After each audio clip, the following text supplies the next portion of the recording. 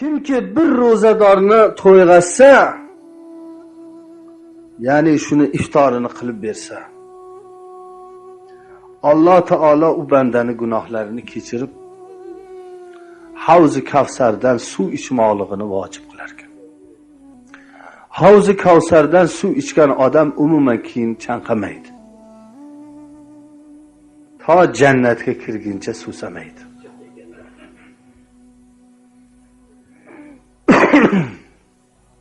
Endi ro'zadorni qornini to'yg'izgan odamga shuncha savob bo'lsa, ro'za tutganning savobi qanaqa ekan? Shunda sahobalar aytishdi: "Ya Rasululloh, biz qornini to'yg'iza olmaymiz. O'zimiz zo'rg'a to'yamiz-ku. Bizning holimiz qanday bo'ldi? Hech bo'lmasa bir piyola suv bering, shuni to'yg'izgan savobini olasiz" degan ekanlar. Mana bu xolis iftorlik. Haqiqiy Alloh uchun bo'lgan iftorliklar.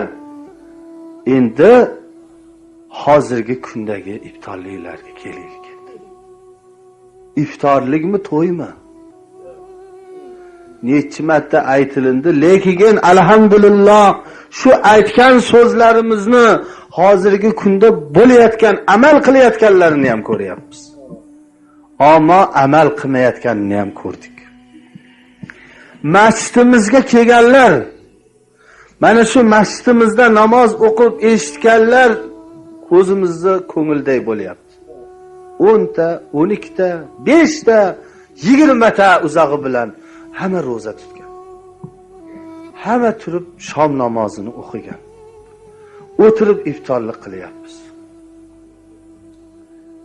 Mana beriyo haqiqiy ro'zadorni chaqirib iftorlik qilish savob.